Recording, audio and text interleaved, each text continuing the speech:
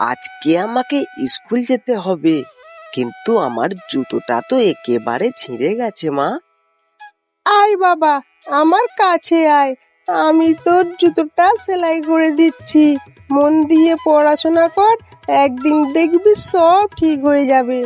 হ্যাঁ রে সরলা, তুই কেন এত কষ্ট করিস? কারণ আমার ছেলেটাকে একটা বড় মানুষ তৈরি করব, আর ওর জন্য আমার এই কষ্ট কিছুই না। সবুজে ঘেরা একটি ছোট্ট গ্রামে থাকতেন দরিদ্র মা সরলা আর তার একমাত্র ছেলে রূপম। দারিদ্র্য ছিল তাদের সঙ্গী, কিন্তু ভালোবাসার কোনো অভাব ছিল না। মা, আজকে আমাকে স্কুল যেতে হবে, কিন্তু আমার জুতোটা তো একেবারে ছিঁড়ে গেছে মা।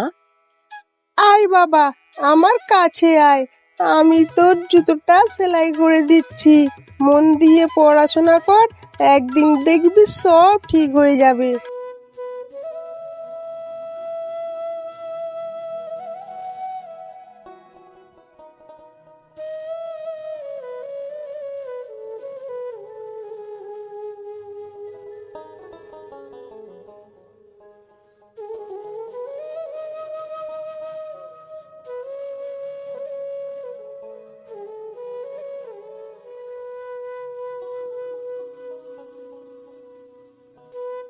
হ্যাঁ রে সরলা, তুই কেন এত কষ্ট করিস? কারণ আমার ছেলেটাকে একটা বড় মানুষ তৈরি করব, আর ওর জন্য আমার এই কষ্ট কিছুই না।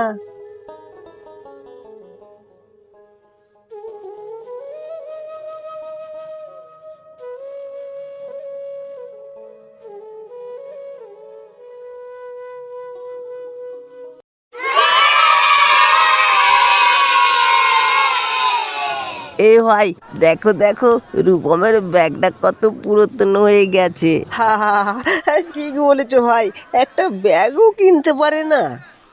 চোখে জল নিয়ে চুপ করে থাকে। সেদিন রূপমের মন ভেঙে গিয়েছিল। স্কুল থেকে মন খারাপ করেই রূপম বাড়ি ফিরে চলে এলো। হ্যাঁ রে বাবা, সন্ধ্যাবেলায় তুই কেন এত চুপচাপ করে বসে আছিস? কই মা, না না, কিছু না। আমি হলাম মা, আমার কাছে কিছু লুকাবি না। কি হয়েছে বল বাবা। না মা, মানে আমারও যদি একটা নতুন ব্যাগ থাকতো একটু ভালো হতো।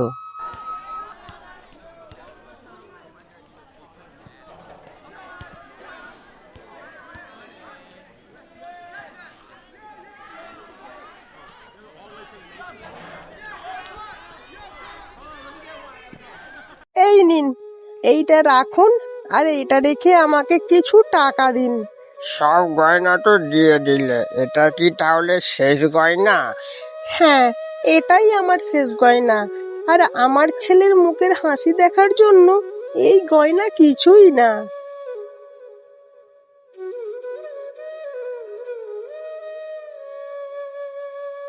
এই নে বাবা, এইটা হলো তোর নতুন ব্যাগ। এবার তুই খুশি তো? হ্যাঁ মা, আমি খুব খুশি, কিন্তু এটা বলো তুমি টাকা কোথায় পেলে? বাবা, তোকে ওইসব চিন্তা করতে হবে না, তুই শুধু পড়াশোনা কর, এতেই আমার সুখ। মা, মা, মা, তুমি কোথায় গেলে? মা, মা, তুমি কোথায় গেলে? দেখো মা, মা, আমার সোনা মা, মা তুমি কোথায়? মা, মা দেখো, মা দেখো, তোমার ছেলে আজ চাকরি পেয়েছে মা। বাবা, আজ আমার সব কষ্ট সফল হলো রে।